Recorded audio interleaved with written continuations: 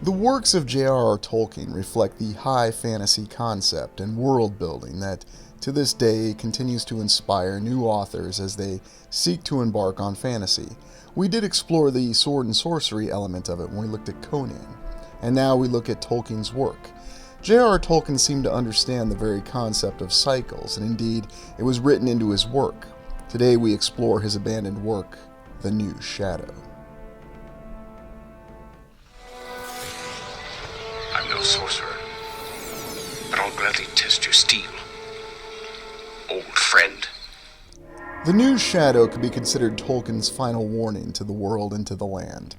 He seemed to have an understanding of the nature of humanity, and The New Shadow was a book that he had started working on but eventually abandoned. But in order to understand the dynamics of The New Shadow, how it affected Tolkien, and what he may have been warning to the public, we have to examine the rest of his works, and we have to go back and review what Tolkien's world really was all about. Tolkien seemed to have the vision of a great land that existed in the distant past, and a lot of people do allude to it as being high fantasy, and indeed, he's considered the very father of high fantasy. And what exactly is high fantasy? High fantasy reflects to the fantasy works in which you have a world, or a fantasy world, in which the very stake or the survival of that world is the main plot point of the novel, as compared to, say, sword and sorcery, where you have a wonderful fantasy world that's been developed, but the very fate of the world is not necessarily at stake by the events of the novel or the works. And these are some of the elements that make Tolkien's work so memorable and so appreciated. It feels as though he had the ability to weave fine legend and myth into something that felt a lot more real. And you can find this in all the works, whether you're looking at The Hobbit, Lord of the Rings, The Silmarillion, or any of the other works that Tolkien had composed over time. You can see that many of the lands that he looked at were inspired by the lands that still exist to this day. He even stated that Arda, or his world, was meant to be our own green and solid earth. And it was these very lands that inspired the works that he had, and that's where these great tales took place. But perhaps the most interesting thing in our consideration of Tolkien is just how rich and developed and how much depth there was in all the elements of his land, in the very land of Arda. He had an entire origin story that goes all the way back to the beginning. An entire origin of spiritual beings that managed to create a world through the simple fabrication of what they referred to as music. And then eventually the development of this entire world and how it evolved and changed over time. Or perhaps you could just say how it changed over time. The original origin of the different species that inhabited this incredible world, and how the lands were altered due to the events that occurred. And there was something about these works that really inspired our imaginations, and you could see with the very concept of Middle-earth, and it should be noted that Middle-earth was something that developed over time, and it referred to different lands and different divisions of lands. And that's something that relates back to all the research that we do with our alternative research when we look at how the very nature of the land that we exist on may have changed over time.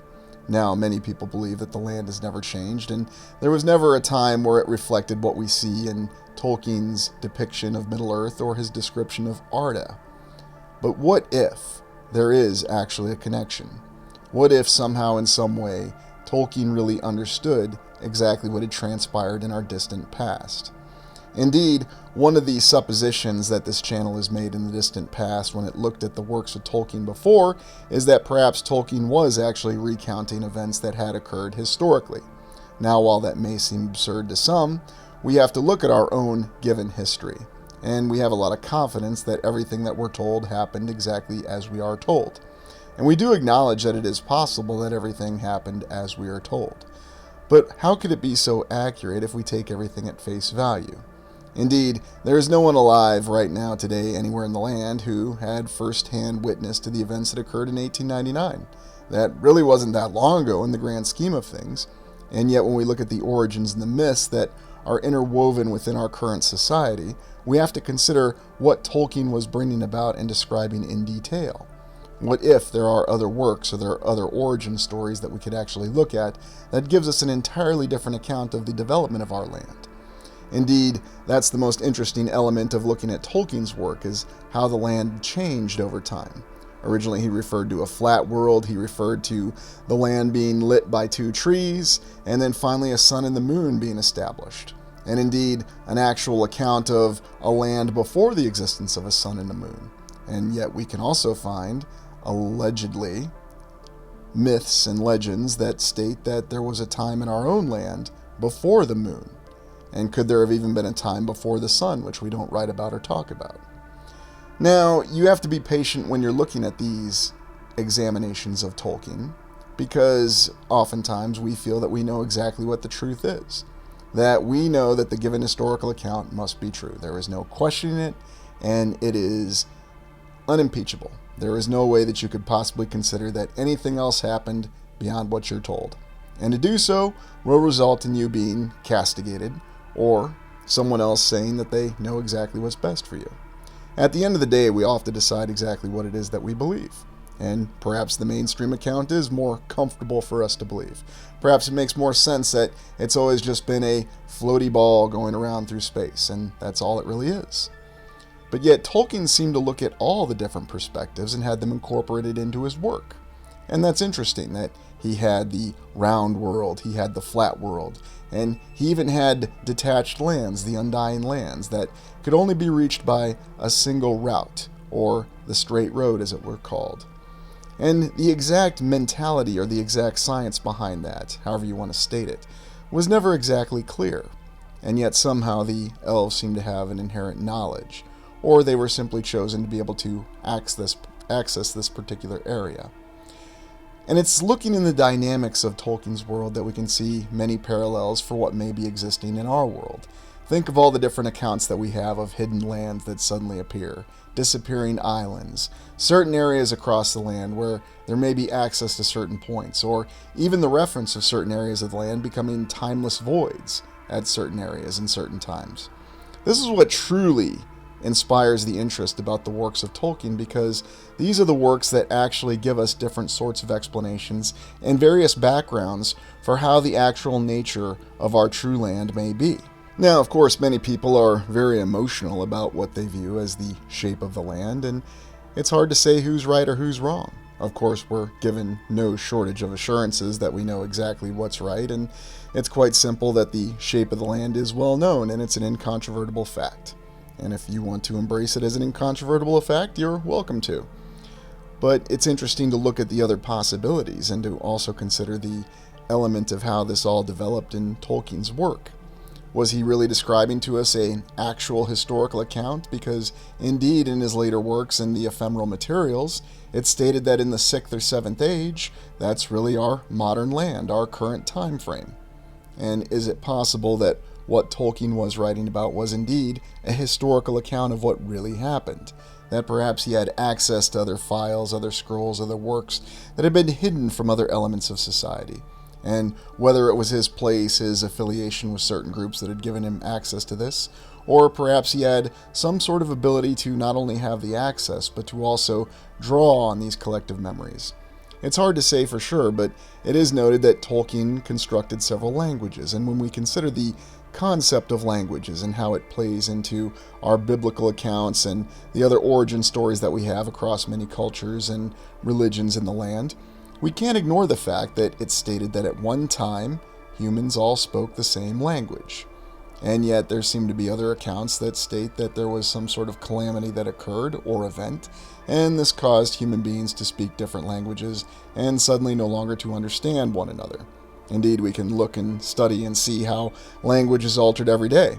Even within people who speak the same language, there's many different dialects, many different pronunciations, and even these little details are the amount of a lot of emotional consternation, oftentimes preventing us from looking at things objectively because we're more concerned about adhering to certain details.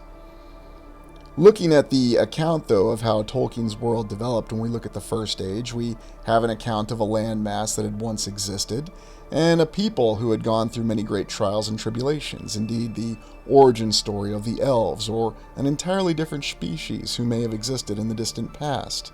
Of course, now this would be ridiculed as something that's completely impossible, and yet you're also supposed to accept without question that dinosaurs existed 60 million years ago. So, I suppose it just depends on your perspective, and what you really want to believe is objective information. And again, it should be noted that, of course, the scientists, the archaeologists, the paleontologists could be correct in what they're telling us. It just seems as though the likelihood of it becomes more and more questionable with the fact that the account is often altered. even considering the original account of the Tower of Babel, where we have the one civilization who spoke one language that was trying to achieve something architecturally where they had a structure that reached the very sky. Now, of course, it's often just referred to as the tower in the city, but perhaps it was referring to actual magnificent and colossal structures that tried to reach the very sky. And was Tolkien referencing these in some of the incredible works and the wondrous cities that he wrote about within his works of Lord of the Rings and the Silmarillion? The concept and the possibility of large structures and edifices that could even match the height of mountains or even the width is something that is very compelling. And it is noted that in Tolkien's work he wrote about things such as great lamps that lit the entire land or wondrous temples and cities that crossed the entire lands. The other thing that he also focused on was the cyclic nature of civilizations and the way that the life forms that inhabited or made up these civilizations existed. Tolkien seemed to have an understanding of how certain people were determined to exist in a certain way, and yet he also looked at the cyclic nature. And indeed, it was actually the works of Tolkien in his ages that inspired the original Five Eras theory on this channel, in addition to the mentality of the Five Ages from the Greek classical ages. But the other thing that's always fascinated me, though, looking at how Tolkien relates into inspiring the Five Eras theory, is the concept of the cyclical nature. The fact that civilizations will rise and they'll fall. There are some people that will argue that civilizations don't necessarily ever fall, they just simply change, and then their identity changes, and then they rise again. And then, of course, they go through a period of trials and tribulations. And indeed, that's what the mainstream history seems to tell us, that Rome never really fell exactly, it just transformed once it had descended into a state which it could never recover from. Although we also look at the stated accounts of the decline of the longevity of humanity. We look at the fact that human beings in certain religious accounts were stated to live far longer in the distant past. Oddly enough, this happens to be a parallel within Tolkien's work about how the longevity of human beings was much greater in the distant past than it is in the present. And so once again, this is another element or another idea that seems to reflect what we have in our research. The concept that humanity in the past had many greater capabilities. They had greater physical capabilities. Now, could this have also extended to an entirely different physical stature beyond our imagination? Absolutely. But even just looking at the aspect of how ages and longevity has changed over time, that in and of itself is very compelling, along with the knowledge that may have been gained or lost. Consider that if you had an entire civilization of individuals that lived far longer, what could they have been capable of? There's also the recurring theme of how evil does not actually create in Tolkien's works. It merely corrupts that which already exists. When we look at the very existence of the antagonist species used by the Dark Lords in Tolkien's work, the orcs, the origin story of the orcs is that they were actually tortured and mutilated after they were captured by the Dark Lord, when they were in their original form of being elves. And we also look at the other accounts that we have within our own history that may or may not be true with other unique life forms, the concepts of blimmies and the observations that we have that show us that there were other concepts of life that may have been changed or corrupted in ways that we don't completely understand. Indeed, many of the references towards the perversion of alchemical processes seems to be directed towards achieving this end, the very change of life forms into something that we don't recognize. And it's on this note that we now look at Tolkien's unfinished work, or his final warning, the work called The New Shadow. The New Shadow was a work that Tolkien had abandoned, and we're going to look and examine the reasons for why he abandoned this work. Now, there is an ephemeral material that was composed by Christopher Tolkien, or at least edited, that talked about the return of the Shadow. Christopher Tolkien continuing the works of J.R.R. Tolkien. What's interesting about looking at the example of A New Shadow is we have the account of what had happened after evil was defeated, and if you're not familiar with the Lord of the Rings story, you know that it ended with the Dark Lord Sauron being defeated, and the resurgence of the Kingdom of Gondor, led by Aragorn and his descendants. What The New Shadow reflects on is what happens after humanity, or mankind as Tolkien referred to it as, grew corrupted over time. What happened when there was no longer the presence of evil and challenge.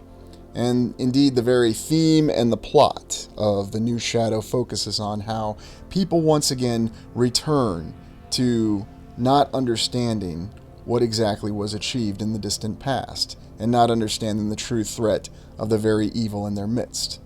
We understand that in the Fourth Age, according to Tolkien's work, that with the defeat of Sauron, that people began to grow idle. And then there's even the account of an old warrior who had actually survived and served in the Third Age with the armies of Gondor. And he suddenly saw some troubling developments that were going on within the kingdom of Gondor after the defeat of Sauron. Indeed, Tolkien even relates that the descendants of Aragorn had actually become decadent themselves. And only the few soldiers who had served and survived from the Third Age actually knew what the presence of evil really was, and what kind of threat it would pose, not just to humanity, but to all of the free beings of Middle-earth. And this was perhaps the darkest element of Tolkien's work, The New Shadow, that it was the doom of humanity to forget what threats may have posed, and what kind of darkness existed within inside each individual. Because the more threatening part is, it's learned that there are cults that develop within Gondor, and these cults worship the old beings of the orcs, and worship the Dark Lord even. There seems to be a series of new religions that have suddenly developed, and many people are unaware of the threat that they pose. And this was one of the main reasons that Tolkien stated that this work was very dark, and that he decided to abandon it, because ultimately it was too dark for him to realize that there was an inevitable reality within the individual of humanity. He realized that there seemed to be an inevitable cycle of idleness, followed by apathy, in which case the new civilization would fall in the same way that the previous civilization had done before. And if you step far enough back, you can see the parallels between the eventual rise and fall of Gondor, and then the rise of Gondor again, and then how the once legendary kingdom or civilization of humanity, Numenor, had fallen in the distant past at the end of the Second Age. And perhaps that's what Tolkien was really getting at when he looked at some of these examples of how beings could be corrupted. He wasn't just talking about the orcs or the forces of the Dark Lord, he was ultimately talking about all creatures, although he was really focused more on humanity being more susceptible to this cycle. And indeed, it's a recurring theme in all of his works. That was really what The New Shadow had alluded to, the fact that there was a threat that had never really gone away, that the real threat was the idleness and the apathy of humanity, that people would lose their faith within themselves and ultimately lose their individuality, succumbing to the desires of temptation and the idleness of what was presented by peace. People would eventually be bored by prosperity and peace, and indeed the very children themselves would turn to cults that ended up worshipping the orcs, or ended up commemorating the great achievements of the Dark Lord. Do we see a parallel to that in our current civilization? Is it so obvious that we would have evil that is just stated to be evil, but then at the same time we would say it's really not so evil? It's really a different perception. What's the real truth behind things? Are we to find truth in others, or do we find truth within ourselves? As it seems, the one thing that Tolkien was well aware of was that the concept for evil to succeed was involved with the focus on constant external affairs, and not really knowing oneself. Indeed, when you look at the strength of characters of the Tolkien heroes, you'll find that they were all well aware of their own weaknesses. Perhaps the most obvious example being Aragorn, being well aware of the weakness that laid within the hearts of humanity, and therefore he was able to resist it and ascend to something far better than had come before. And yet there always seems to be people who follow, who don't recall the legends or the challenges in the distant past. And therefore, we understand that with Tolkien's own life and his terrifying experiences in the trenches of World War I, that he had this example given to him firsthand every day. And if you ever read the novel or watch the film All Quiet on the Western Front, you get an idea of the cycle of civilizations, One of the themes within that novel that Tolkien no doubt lived in his own life is the fact that none of the soldiers really knew what they were fighting for. They would oftentimes debate it, and All Quiet on the Western Front is told from the German perspective. Although Tolkien fought with the Allies or the British, they all seem to have the same perspective. What were they really fighting for? What was really the intention behind the conflict? There was an example of the Christmas truce that occurred in World War I, where the soldiers from both sides had simply met together and celebrated, realizing that they were human beings and they all had a right to life. Of course, this was quickly shut down, and their commanders quickly had them fighting in the trenches again in no time. But it is an interesting element to consider when we look at the development of humanity and how civilizations actually operate. Is this really the ability for a civilization to exist where all individuals are cared for? Or is it simply our doom, our fate, that we're going to fall back to the animosities of superiority, the perceptions of superiority, that we have some cultures that are better than others, and that there are other nations that simply need to be destroyed or brought into line? Was all this stated in Tolkien's work, or did he believe that it was possible for an existence where all individuals, all cultures, were valued and understood, and that they could actually coexist? These are all very difficult and interesting thoughts to consider, but we're oftentimes lampooned or derided because we even want to consider that there may once have been a civilization where all people actually had the ability to prosper. And yet it did not always crush the individual. It existed in balance. These ideas are very threatening and even considered perverse to some people, because for many we're told that the real grandeur is in great achievement, that it's only really to be found in conflict and struggle and strife. And Tolkien knew this, given what he saw and witnessed in the trenches of World War I. We found ourselves in a very stagnant war, a war that involved mass human wave attacks against weaponry that was superior against the tactics at the time, and as a result there were extensive casualties. Yet from all of this, somehow Tolkien was able to contrive, or at least as we understand from the mainstream historical account, create a wondrous world that reflected some of the highest ideals of creativity and value from humanity. And it's within this that we see a fantasy land that may not be so fantastical as we might like to believe. That what Tolkien was really writing about was our distant past. That he had a great understanding of the individual human, and also how civilizations would rise and fall. Indeed, he seemed to have an understanding of different kinds of beings, perhaps beings that we would refer to as deities, whether they were deities of lightness or darkness, or more of a religious connotation.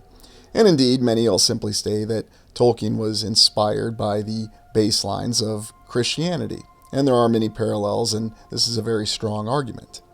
But there seems to be another awareness in Tolkien's works that transcend this in many ways, where he understood that while one of the basic sayings was that evil does not create, it corrupts, it should be noted that we can oftentimes see the corruption of evil in what's already created.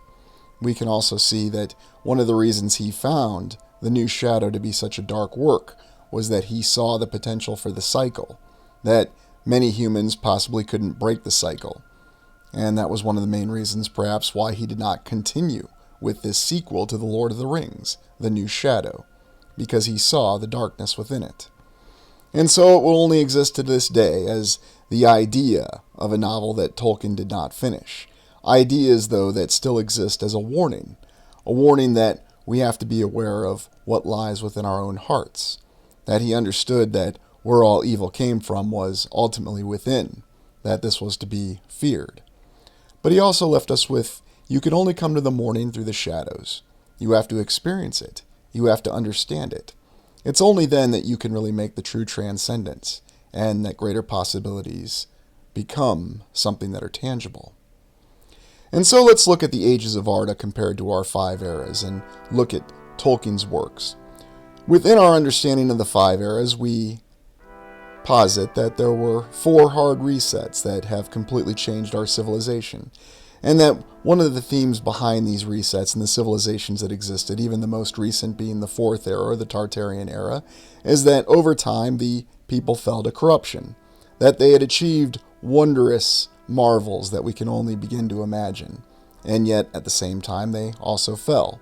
We look at Tolkien's own timeline for the Ages of Arda, and oddly enough we find that it could fit quite well, especially within the foundation eras of our Five Eras theory. Now, this is all supposition, this is all theory, but it's important to remember that many of these ideas do match up, and there are a lot of parallels within them. Indeed, we look at how the very shape of the land changed within Tolkien's work. And one of the things that we seem to have lost is that there is an awareness that the shape of the land was perceived differently in the past by our ancestors. But what are your thoughts? Are there elements of New Shadow that we still have to take for warning to this day? Is the real weakness within the individual the desire to fall to darkness? Or is it something more, some external force? Let me know in the comments. Thank you for joining me. Please like, comment, and subscribe.